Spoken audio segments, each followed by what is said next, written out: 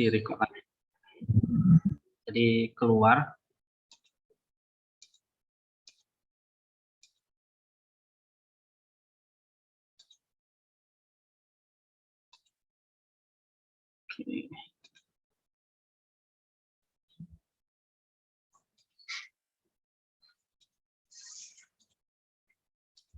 Oke. Ada yang mau tanyakan? Nah, sekarang kalau nggak ada, kita bahas ini. Surat kepada Hesekius.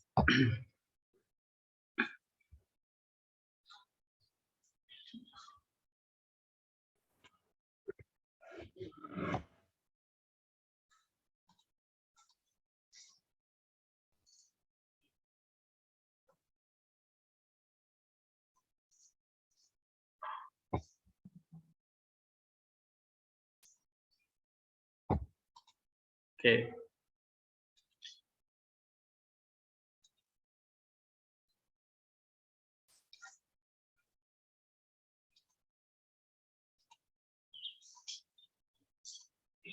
Ini ya, surat kepada Hesekius. Coba kita baca yang pertama. Nah, bagaimana kita bisa mulai membersihkan diri kita dari segala nafsu kedagingan tadi, sehingga mencapai kemurnian hati, kemurnian jiwa. Jadi yang membuat hati dan jiwa itu tidak murni itu apa sih? Pertama tadi apa? Pikiran-pikiran jahat. Ya, seperti kata Saint Simeon tadi, yang menajiskan kita, yang tidak ada kesucian dalam diri orang, kalau dia punya pikiran jahat. Ya, bagaimana mungkin ada hati yang murni dalam dirinya kalau dia dicemari oleh pikiran yang jahat. Nah, dari pikiran jahat itulah timbul apa? Keinginan-keinginan hati, keinginan-keinginan daging yang bertentangan dengan Allah atau hukum Allah. Oke, contoh tadi kita makan, karunia makan, ya kan? Karunia makan atau keinginan akan makan itu menjadi keinginan daging kalau itu bertentangan dengan Allah. Misalnya kita jadi apa ya? Kita jadi rakus, kita jadi makan yang berlebihan begitu ya. Nah, atau istilahnya glutoni gitu. Itu mencemari jiwa kita. Nah, lalu bagaimana kita mencapai self empty, mencapai pengosongan diri dari nafsu itu? Akhirnya jiwa itu dibersihkan. Nah, itulah yang tadi saya kasih tahu di sini, berbagai macam latihan kita mesti kerjakan. Ya, antara lain tadi dengan puasa dan sebagainya. Nah, kita mau bahas ini lebih dalam, ya, bagaimana hati itu atau jiwa itu dibersihkan. Tentu ada yang kotor kan? Apa yang mengotori? Pikiran jahat, lalu keinginan daging tadi. Ya, nah misalnya tadi dengan puasa tadi. Oke. Dengan jiwa yang kotor, dia mengatakan bahwa sebetulnya kita itu mengalami yang namanya suffering, penderitaan di dalam batin kita. Nah, ini mengakibatkan misalnya kayak mulut kita, anggota tubuh kita, itu akhirnya melakukan hal-hal yang tadi, yang di dalam yang kotor, yang keluar tuh jadi kotor. Benar nggak? Jadi kalau misalnya pikiran kita kotor, maka perkataan kita yang keluar itu juga jadi kotor.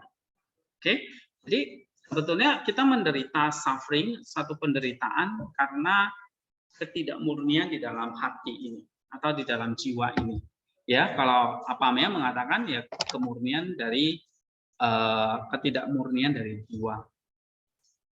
Oke. Nah, contoh misalnya dalam kehidupan kita ya. Nah, sehari-hari misalnya saya ambil ilustrasi apa ya? Ya tadi ya, misalnya kalau pikiran kita jahat, kata-kata kita itu jadi jahat. Dalam kehidupan sehari-hari, misalnya apa ya?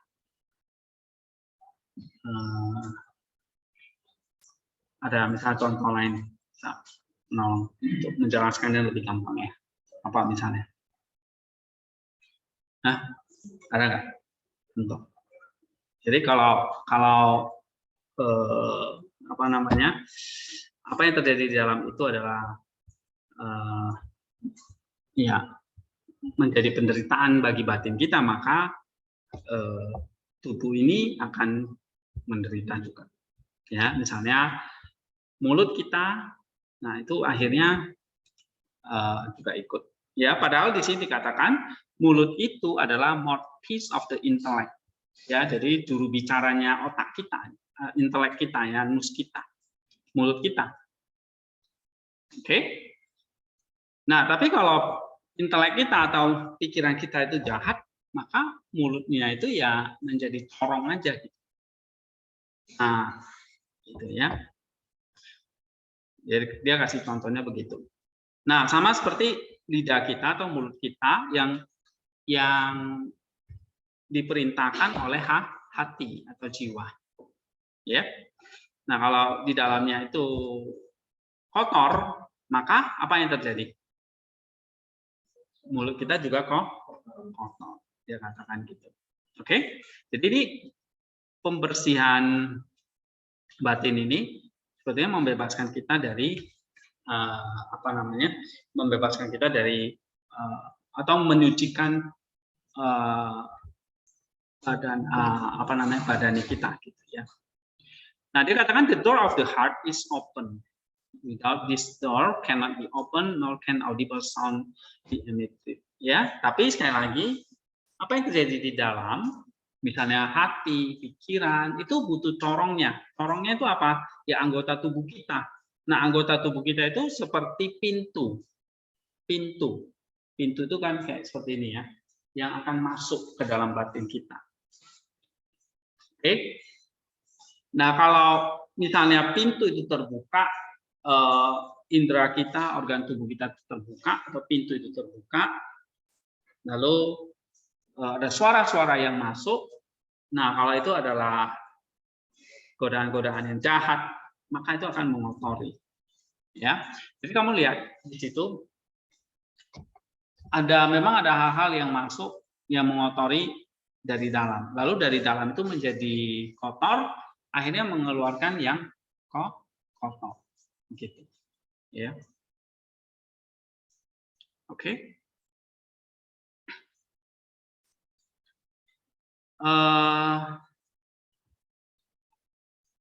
Nah, nevertheless, the intellect does have the power to make known what is hidden within it without making use of any sound, employing instead silent words in the form of writing. In this way, its silent find expression in stillness.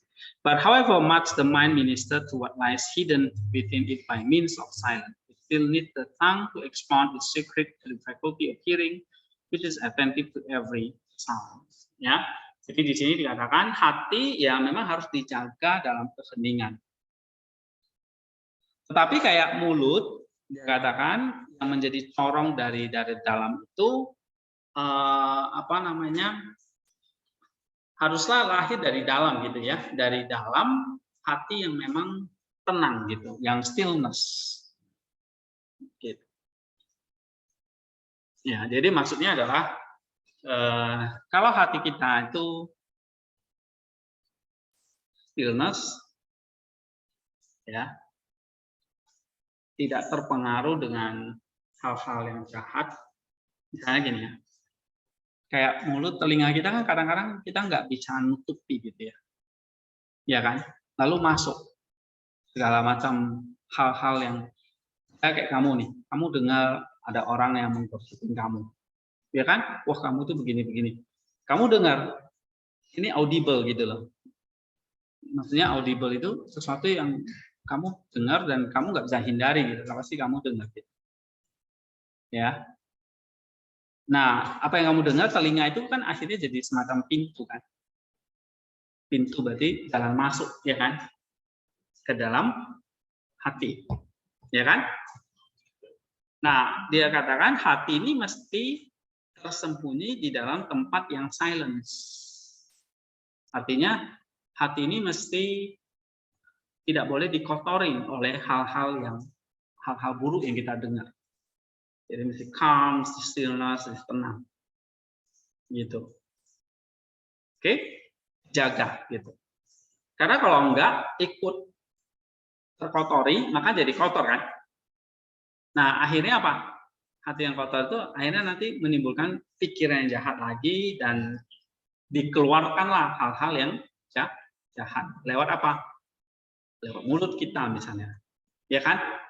Atau lewat perbuatan kita yang jahat. Maka ada terjadi kayak aksi balas membalas begitu ya. Sebenarnya kamu ada orang yang menjengkelin kamu gitu. Lalu kamu balas lagi gitu, ya kan? Kenapa? Karena hatinya tidak dijaga. Sehingga dia ikut membalas kayak gitu. Ya. Jadi bagaimana yang sesuatu yang audible ya, itu bisa menjadi sesuatu yang silent. Nah, Apamia mengatakan bagaimana yang audible itu menjadi silence, kemudian di turning away itu menjadi sebuah kebajikan. Ya, nggak ada spidol ya. Jadi kelas ini spidolnya di mana? Selalu lupa kan ya. Oke. Jangan lupa lah, Pak Bos. Ya. Jadi sesuatu yang audible menjadi stillness, lalu dari sini menjadikan oke, ya, yang audible, paling kita belajar yang visible, oke, ini kan semua kayak semacam pintu, ya, pada indera, oke. Nah, stillness ini kerjanya di mana? Di dalam hati, ya. Tapi ini kalau yang masuk yang jahat, hatinya stillness, bagaimana turn away, gitu ya?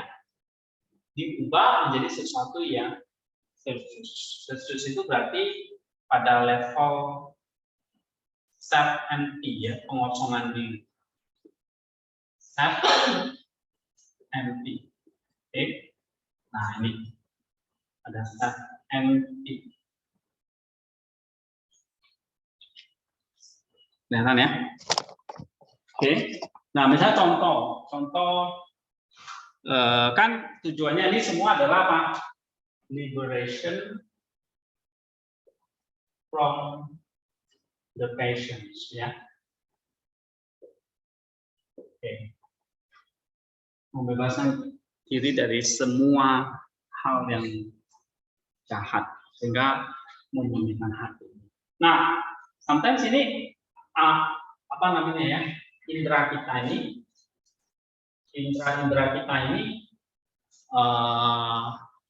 menjadi semacam, dia bilang di sini menjadi sebuah audible, ya, jadi semacam pintu yang kita nggak bisa hindari, gitu.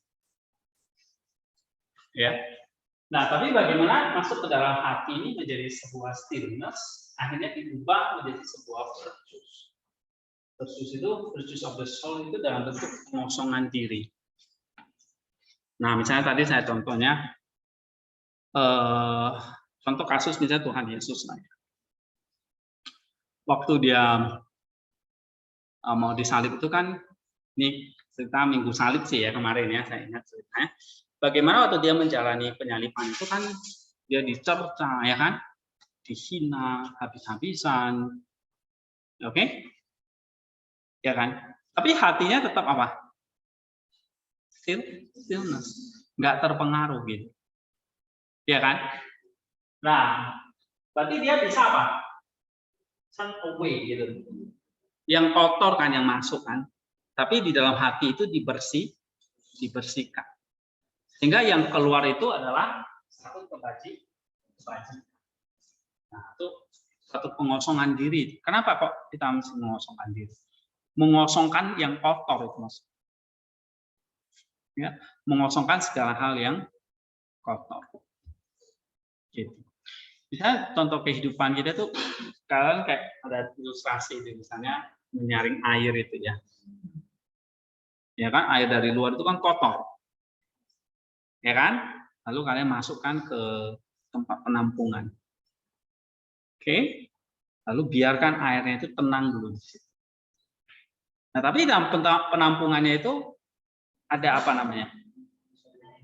Saringannya, kaporit lah, batu lah, ya kan? apa namanya, hijau lah itu ya. Oke, dibiarkan di situ. Nah, kan air itu nggak langsung keluar kan? Nah, setelah melalui proses saring itu baru dia keluar. Keluar itu air apa? Air yang sudah bersih. Berarti dari air kotor itu di turn away, diubah menjadi air yang bersih. Nah, kira-kira gambarnya seperti itu. Turn away menjadi air yang bersih. Air yang bersih itu maksudnya adalah air yang memang self empty tadi, yang kotorannya itu sudah dibuang. Ya, kira-kira seperti itu. Nah, contoh misalnya tadi kayak Tuhan Yesus tadi. Bagaimana dia dicerca, tapi yang keluar apa? Justru doa dia, ya kan? Kepada justru yang keluar itu adalah satu kebajikan, ya, buat orang-orang yang menghina dia. Nah, begitu juga dalam kehidupan kita. Kalau kita sudah belajar John Apamea itu, bagaimana kita tetap apa ya, preparation tadi, ya, gitu.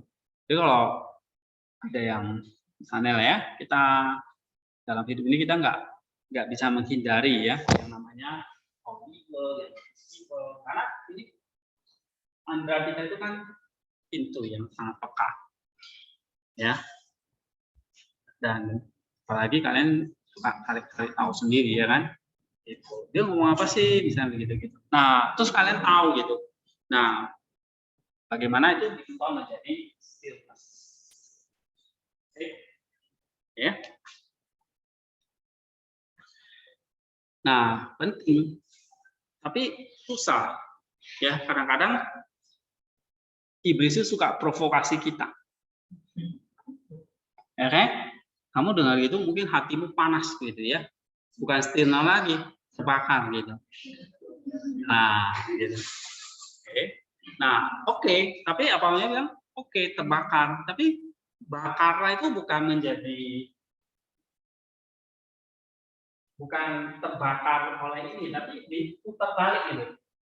Kamu marah, terbakar, tapi arahkan itu kepada kebajikan. Maka kata Rasul Paulus itu kita kayak menaruh bara api di kepala orang, gitu ya. Artinya kita terus tidak membalas kejahatan dengan kejahatan, tapi membalas kejahatan itu dengan kebajikan. Kenapa? Kita turn away gitu. Kok kita bisa turn away? Karena hati yang tadi yang stillness tadi. Ya, bagaimana kita marah gitu, tapi marah yang kita keluarkan itu adalah satu kebajikan. Yang akhirnya orang itu merasa malu nanti. Nah, gitu. Itulah yang dimaksud Rasul Paulus, tidak membalas kejahatan dengan kejahatan, tapi membalas kejahatan itu dengan kebaikan. Sulit, ya sulit. Tapi itulah proses kita liberation. Ya. Atau kalau kita belajar salib kemarin, ya itulah apa? Salib yang kita mesti pikul. Ya, salib itu pas sesuatu yang tidak enak gitu. Oke. Nah, bagaimana turn away-nya itu diputarkan. Ada pertanyaan nggak, Mbak Cici? Iya. Tentang soal hati, bagi saya hati ini nggak mungkin berada dalam keadaan. Hati menurut saya hati nggak mungkin selalu berada dalam tempat tersembunyi sehingga hati ini nggak bisa dikontrol. Kenapa? Karena bagian-bagian tubuh kita ini secara otomatis, misalnya mata untuk melihat, untuk mendengar. Jadi secara otomatis itu, kecuali kalau kita sedang tidur, itu pun kita masih mendengar. Jadi semua hal yang kotor, misalnya orang kita, misalnya orang terus memaki kita kan itu terus masuk dalam hati kita. Ibarat seperti kan hati ibarat seperti wadah atau gimana atau sebuah tempat. Nah, misalnya kalau sebuah gelas kalau terus dikasih air nggak akan berubah.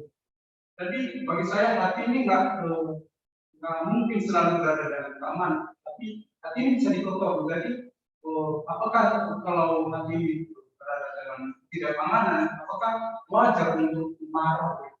Iya, makanya tadi yang saya bilang, kita marah, kita bisa sakit hati, kita bisa sedih, ya, tetapi itu di turn away, jangan dibalas lagi, tapi dialihkan kepada kebajikan. Ya, marahnya sih iya, tapi marahnya pada hal yang baik, pada hal yang ini, ya.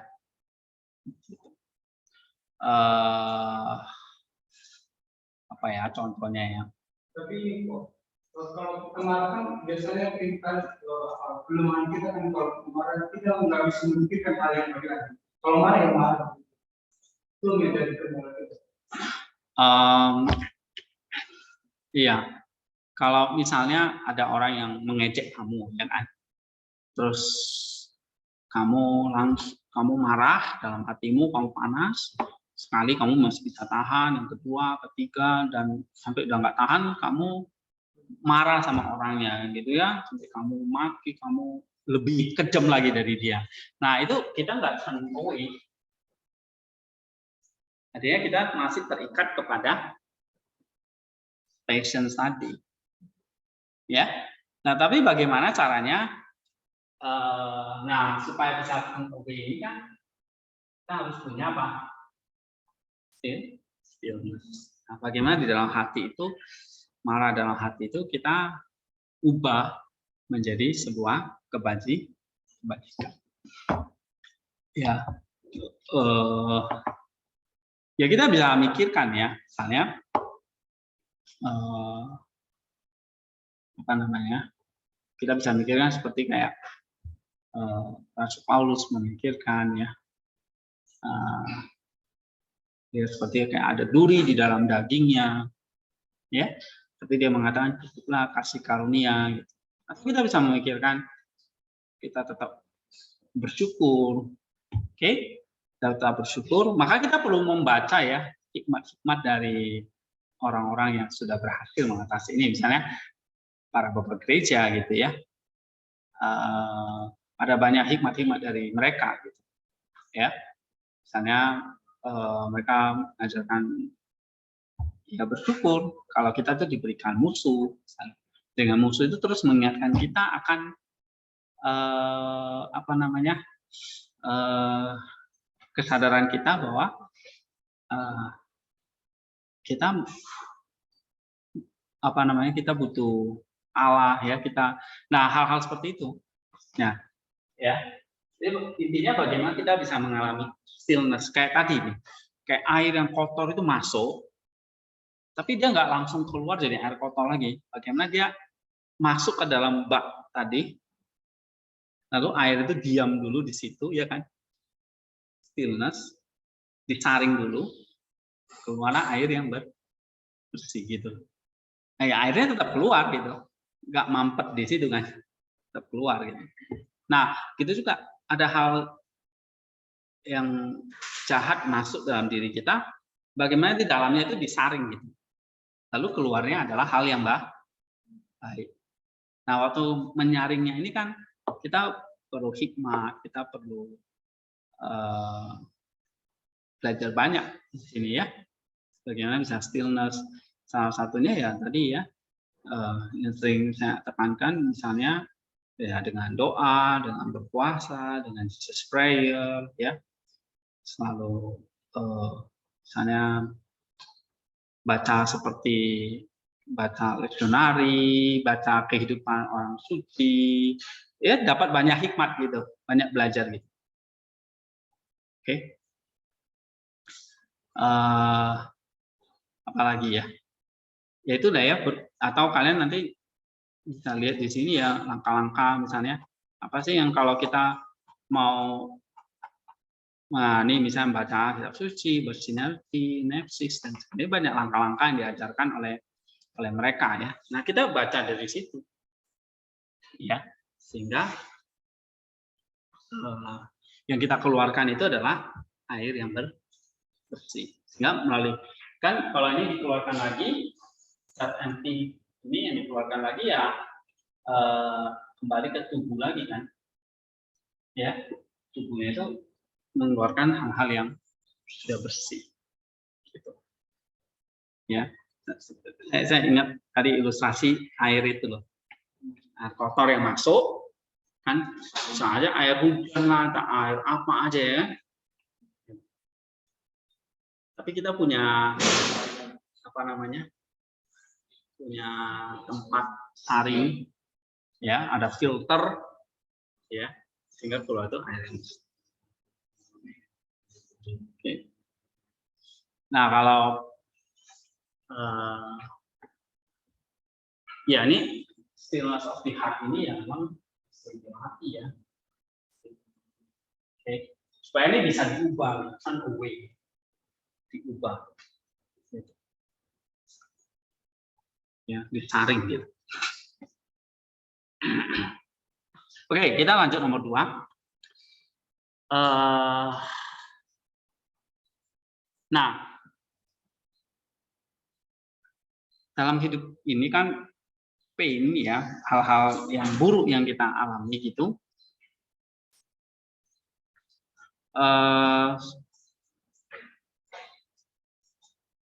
nggak bisa ini ya, kita nggak bisa hindari ya, dan akhirnya itu menjadi sebuah equilibrium ya, satu apa namanya ya, satu ketidakseimbangan gitu ya.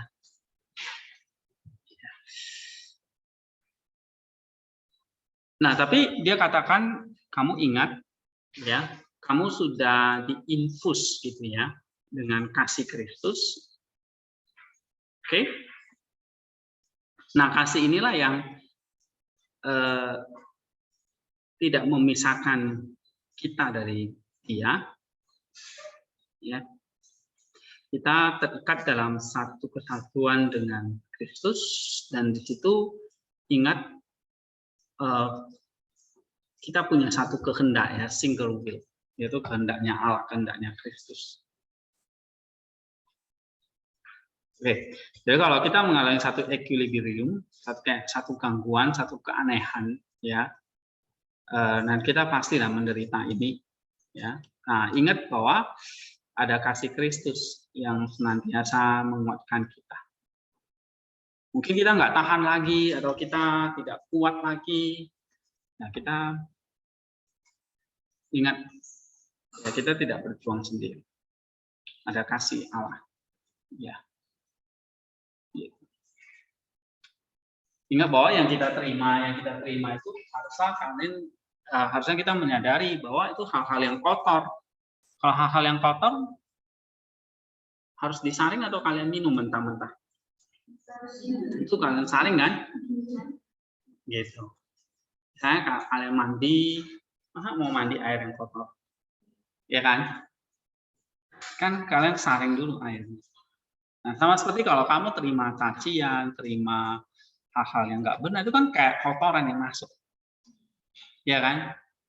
Nah, bagaimana diubah menjadi sesuatu yang tadi ya, yang jadi bersih. Oke. Nah, lalu yang ketiga, kata apa namanya? Mohonlah God's mercy ya, belas kasihan Allah. Nah, ini dia. Jadi kalau kita menghadapi satu equilibrium, satu hal yang tidak mengenakan, mintalah belas kasihan Allah. Maka kepada siapapun yang meminta, tentu Allah itu tidak tinggal diam, ya, dia memberikan belas kasihnya. Nah, jadi kalau kamu baca ini ya, hati itu katanya nggak bisa diam. Iya benar, sulit.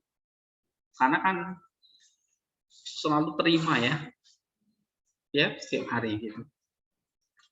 Nah, tapi bagaimana mencapai stillness ini? Ya, kita sudah diajarin ya, doa,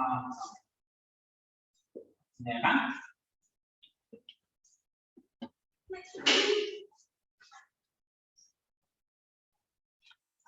Oke, nah makanya saya mengajak kalian tuh selalu ada luangan waktu ya untuk apa namanya, tuh doa. Jadi doa itu kayak semacam apa nanti saringan di dalam hati. Ya, gitu. Saringan itu gunanya apa? Iya, menyaring kotoran-kotoran ya kan. Nah, kita bertanya nih, dalam hatimu itu ada saringannya enggak? Atau bablas nih? Ya. Sama kayak kamu tampung air di penampungan situ. Tapi ada saringannya nggak di dalam? Kalau nggak ada, percuma kan? Gitu. Sama kayak segala pikiran jahat itu masuk ke dalam hati kita, yang hati nggak pernah mencari stillness, ya nggak, ya keluar ya kotor juga. Makanya kita membalas kejahatan dengan kejahatan. Tidak bisa diubah jadi kebaikan. Ya. Nah, itu kalau kita baca dalam Roma pasal 13. Janganlah membalas kejahatan dengan kejahatan. Jadi, kalau kamu jangan membalas kejahatan dengan kejahatan itu artinya apa? Kamu terima kejahatan nih. Tapi kalau kamu terima kejahatan ya ini ada hal-hal kotor yang masuk ke dalam hatimu kan? Tapi balasnya bukan dengan kejahatan. Tapi Rasul Paulus bilang apa? Dengan kebaikan. Berarti yang keluar itu harus apa? Kebaikan. Kebajikan itu berarti apa? Kamu sudah membersihkan yang jahat yang kamu terima itu, kamu sudah buang, tinggal yang bersih. Itu yang kamu berikan. Ya. Oke. Nah, tadi dikatakan beg God's mercy, mintalah belas kasihan Allah. Lalu yang keempat, waspada. Oke, terhadap seluruh hidupmu. Jadi kamu juga jangan sembrono begitu. Ya. Watch throughout the whole course of your life. Gitu. Jadi kalau kamu tahu misalnya itu berbahaya buat kamu, ya kamu jangan di situ. Ya kan? Misalnya, kalau kamu tahu itu merugikan kamu, kalau kamu tahu itu tidak baik buat kamu, ya kamu lebih baik apa? Menghindar. Ya. Nah, be watch of whole course of your life, brother. Lalu fix in your mind the thought of your Lord's patience. Ya, pusatkan pikiranmu kepada apa? Pikiran Kristus. Gitu. Oke? Jadi kita sendiri juga harus mengejar hal-hal seperti itu. Ya. For He is the spiritual fortress of our soul, the place of refuge. Jadi kepada Kristuslah di situ kita mempercayakan jiwa kita, Dia tempat perlindungan kita. Ya, yang membuat kita itu selamat, ya. Beware my brother of cunning snare. Tapi hati-hati dengan apa tadi? Cunning snare itu apa? Tipuan ya, tipuan godaan. Oke, jebakan. Oke. Nah, yang tadi saya katakan, walaupun kadang-kadang itu nggak bisa dihindari, tetapi kita beware ya, hati-hati.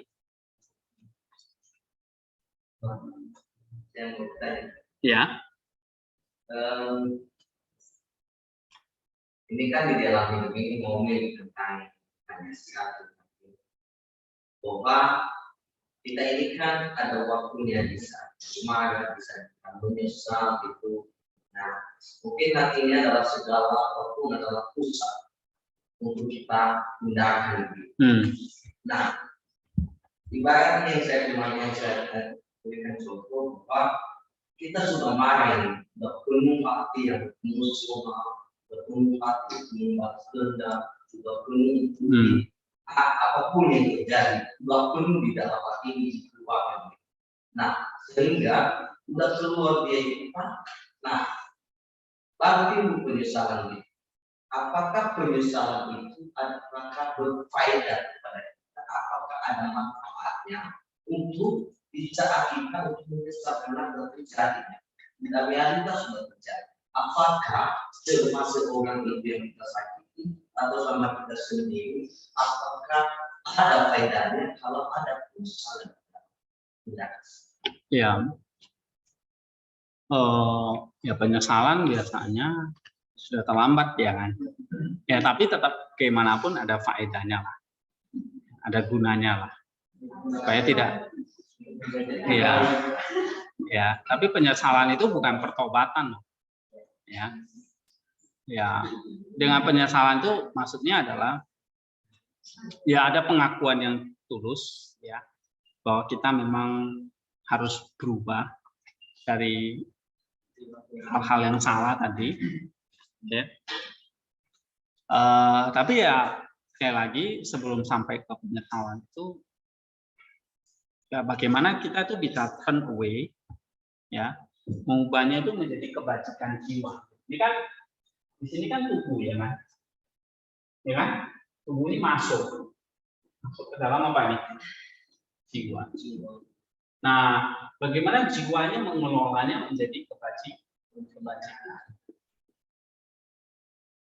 Ya, misalnya kayak tadi, marah kita nggak bisa tahan, tapi bagian kemarahan yang membawa kebajikan.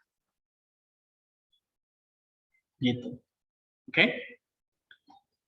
Nah, kalau enggak, ini kan jadi, kalau gagal ini jadi kejahatan.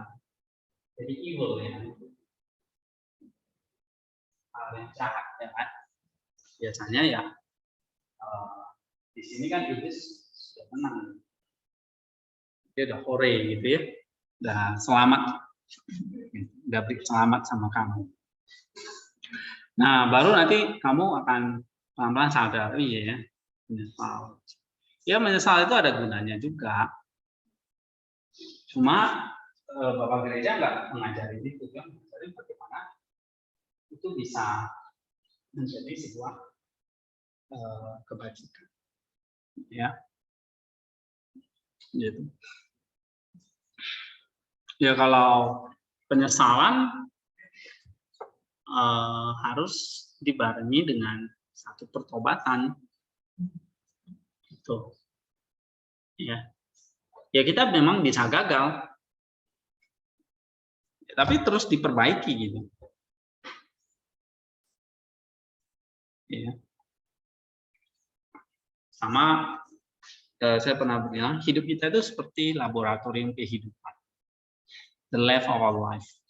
The lab ya. Lab itu maksudnya laboratorium, life itu kehidupan. Dalam lab itu kan semua diuji coba. Ya kan? Kita uji coba semua. Gitu. Sampai menghasilkan satu teori atau satu hasil gitu ya. Jadi kalau lab kimia nanti menghasilkan teori kimia dari lab itu, atau lab fisika menghasilkan satu rumus, ya kan? Satu rumus atau satu teori baru. Nah dari teori itu kalau diaplikasikan jadi teknologi ya namanya kan. Teknologi itu menghasilkan satu produk. Misalnya handphone ini produk dari apa? Dari lab apa lah ya kan, gimana bisa ada video, bisa ada suara, semua gitu. Nah, ini satu produk teknologi. Teknologi itu hasilnya dari sebuah kajian teori di dalam lab. Nah, lab itu ngapain? Meneliti segala sesuatu. Ya. Nah, kita hidup itu kalau saya bilang itu seperti lab kehidupan, laboratorium kehidupan. Berarti kita semua teliti semua apa yang terjadi pada diri kita ini. Ya, ada yang berhasil, ada yang gagal, sampai kita tuh menemukan formula yang tepat buat kita, formula yang kuat, ya formula yang cocok buat diri kita. Ya. Nah, kadang-kadang ada orang yang marah itu kan, apa formula yang cocok kepada dia supaya dia tidak membalas jadi kejahatan. Mungkin ada orang yang marah melampiaskan marahnya dengan apa misalnya dengan bekerja lah atau dengan mengeksplor alam lah, ya ada yang mungkin diam lah, silence lah, ada orang yang harus ketemu orang lah misalnya, atau dia harus berdiam diri lah, padahal dia sedang lagi marah gitu, tapi dia tidak mau mengekspresikan marahnya itu menimbulkan satu kejahatan, tapi dia mengalihkan marahnya itu kepada satu kebajikan. Nah, gitu. Ya. Nah, kamu lab sendirilah. Dirimu seperti apa?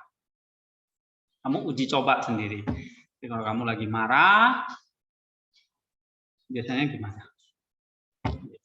Ya.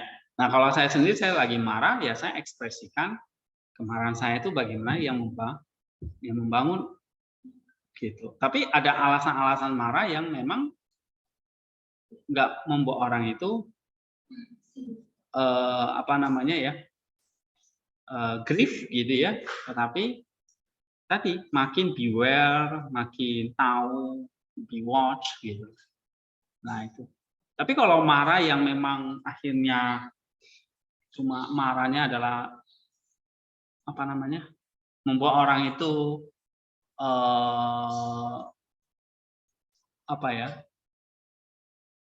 akhirnya jadi kayak bertengkar gitu, itu? Lihat orang marah adu mulut, iya kan? Lalu jadi apa? Macam-macam ya, terus saling berantem, saling bunuh gitu. Nah itu yang kita mesti hindari. Ya, oke. Kita masing-masing tahu nih. Ya. Nah tapi prinsip ini stillness of the heart ini kan penting kan. Hati yang stillness itu adalah karena di situ. Karena kalau kita nggak saring ini, maka yang keluar itu pasti kotor. Jadi kalau yang kotor masuk, cepat-cepat kita saring dulu. Ya kan? Kalau nggak disaring, yang keluar apa? Air yang kotor lagi gitu. Kalau kita saring, iya, kotoran yang tertinggal, airnya. Ya, waktu menyaringnya itulah. Ya, oh oke. Yang waktu nyaringnya itulah ya, kan kita mesti teliti di lab ini. Apa yang cocok saringannya ya? Gitu loh. Nah kita perlu, maka tadi kita perlu be watch ya, perhatikan, beware gitu ya. Seperti ada lab hati kita gitu. Nah kamu teliti saringan apa yang cocok nih buat air ini misalnya. Nah kalau kita punya alat saringan di belakang itu, ada yang produknya macam-macam kan, dari batu ini gitu ya, batunya sampai 6 lapis gitu kan, ada yang cuma 3, karena yang di belakang itu kan gitu. Nah, itu kan dari lab yang berbeda-beda, produknya jadi berbeda gitu. Nah kita juga seperti itu, kita cek diri kita mesti gimana nih supaya saringannya itu kuat ya. Jadi kita cek misalnya salah satu di sini beware ya, the Satan's cunning trap, jadi jeratan tipuan dari iblis. Oke. God will not hesitate to listen to your wish gitu ya. Lalu hold fast brother to that spiritual glory of which our Lord's passion has made you worthy. Oke. Nah,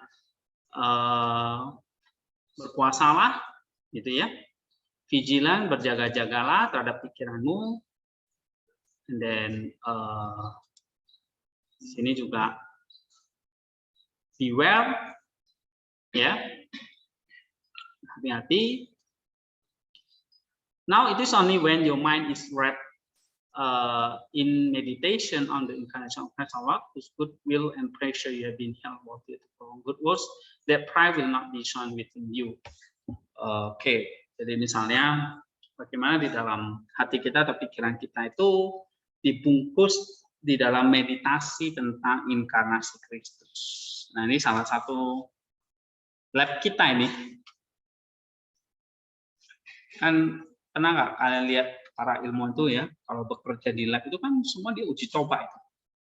Gimana misalnya kayak kemarin COVID, gimana mereka ilmuwan itu bisa menemukan vaksin. Ya kan mereka uji coba. Ambil ini, ambil itu, diramu. Oke, terus disuntikkan sama diuji coba dulu, disuntik sama orang-orang gitu ya. Lalu lihat hasilnya kayak gimana gitu. Nah, kita juga misalnya di sini bagaimana kita menjaga hati kita ini, ya, meramu ini semua. Ya, kita belajar. Oke, kayak kamu baca hal-hal seperti ini, ya ini kayak melaboratorium hati kita gitu. Oke, jadi kalau kita mau uji coba sesuatu itu di lab itu kan apa ya? Ya kamu mesti banyak tahu ya apa yang kamu teliti ini. Oke, nah ini saran John Apamea itu. Nah, hal-hal seperti tadi ya, hal-hal yang kita bicarakan ini seperti ini.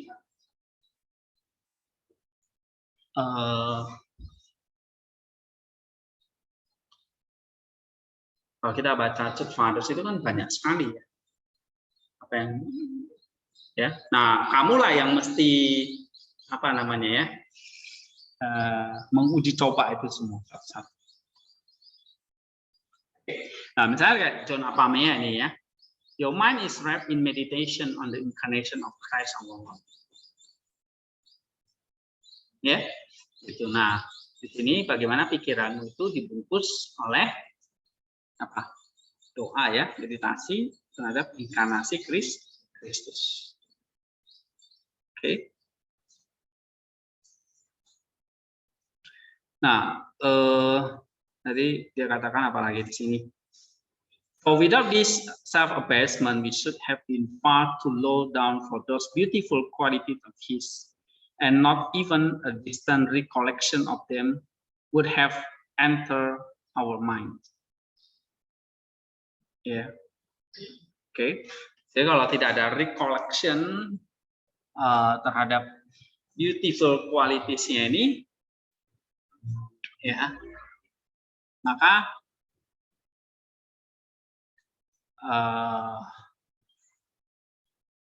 ya, ini ya.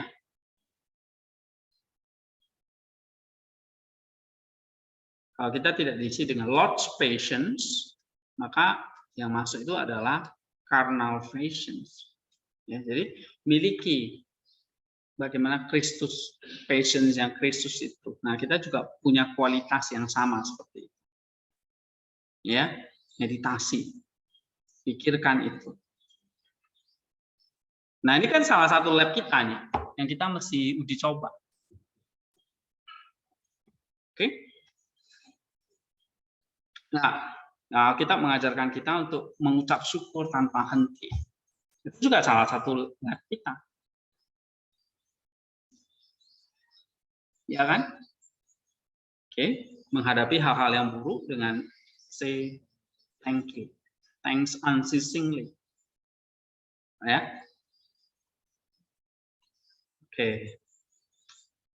And terus apa lagi dia bilangnya? Ya, kita mengucap syukur, kita menyadari bahwa kita tidak punya kemampuan untuk membayar Tuhan kembali, ya. Kita thank Him sufficiently. Oke. Kita apa namanya? Mengerti bahwa anugerahnya itu yang kita terima itu kita nggak bisa membalas. Nah, itu beberapa hal-hal yang kita mesti kerjakan ya dari Apamea. Jadi kamu lihat di sini, ya, bagaimana kita punya hati yang stillness, hold fast, peganglah yang kuat, ya, terhadap kasih Allah itu, and then beware be on the watch, ya. Lalu di dalam pikiranmu itu selalu ada meditation on the incarnation of Christ our Lord. Makanya kalau kita baca misalnya ya,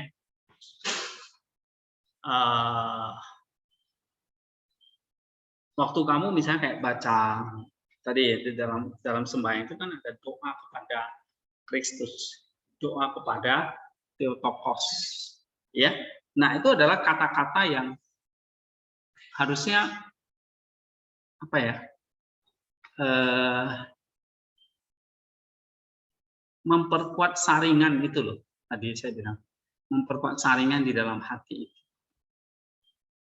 Ya. Atau salah satu lab hati kita gitu. Ya. Nah, Apamea menasihati kita meditation on the incarnation of Christ our Lord. Itu. Ya.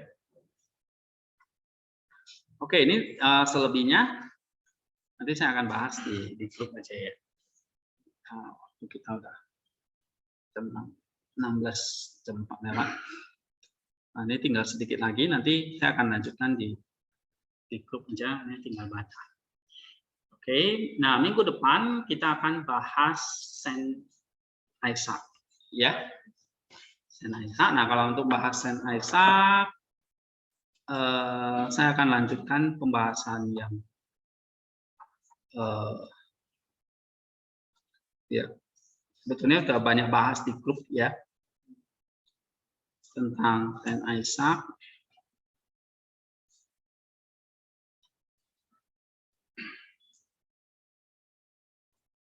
Oke.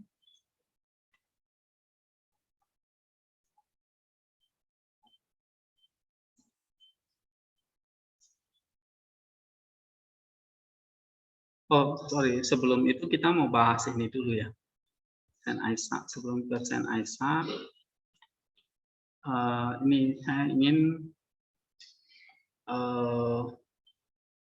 ini ya Saint Isaac Niniwe. Di sini ada beberapa bagian yang kita penting baca ya.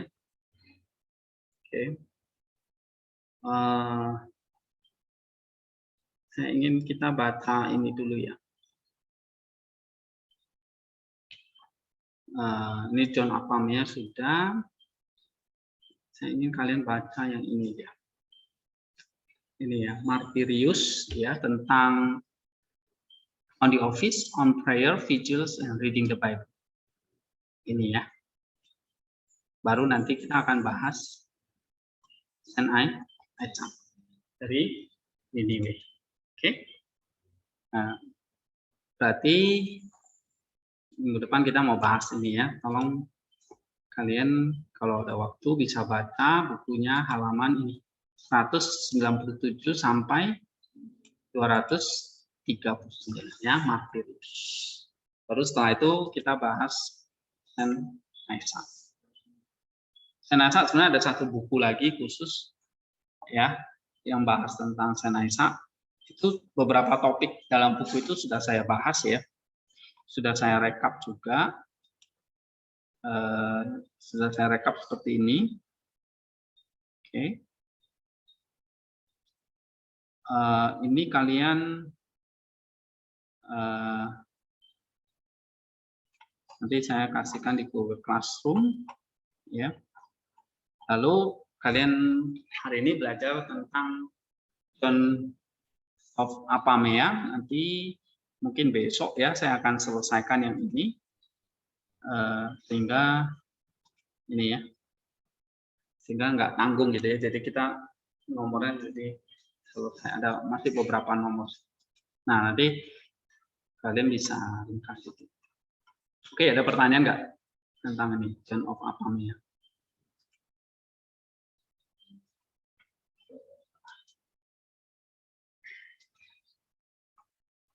Nah, kalau kita bisa ringkas dalam satu kesimpulan, apa praktikos yang kalian bisa ambil dari sini, dari John Apamea ini?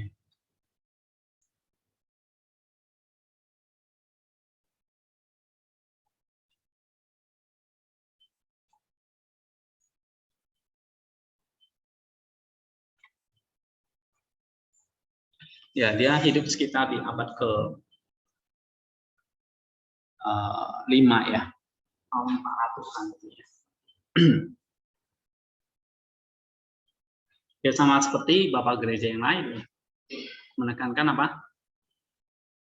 Pembersihan jiwa dengan hati ya, hati yang stillness. Oke, untuk mencapai hati yang stillness itu, tadi yang saya katakan, kita harus punya lab-nya, gitu, saringannya, gitu. Diteliti, ya, beware, be watch, gitu, meditation, ya. Nanti di poin-poin berikutnya dia kasih beberapa saran praktis, oke. Thankfulness, bersyukur, nah itu salah satu lab hati kita, oke. Nah, pernah nggak kita bersyukur? Ya kan? And in anything circumstances, dalam segala hal. It's not easy ya, nggak gampang. Oke. Nah, tadi kata apamnya itu ya, kenapa kita mesti bersyukur? Karena kita menerima grace yang tidak murah, yang bahkan kamu nggak bisa membalasnya. Ya kan? Tadi di poin berapa itu? Poin 6 atau 7 ya kan? Gitu. Why? Kita thankful ya, unceasingly. Jadi bukan hanya doa tanpa henti, tapi bersyukur tanpa henti. Kenapa? Karena kita menerima grace yang kita sendiri tidak bisa membalasnya. Jadi grace yang sangat mahal. Oke. Yang di online gimana? Masih hidup? Masih, Pak. Oke. Kalian masih ya? Udah. Bisa matiin dulu ya.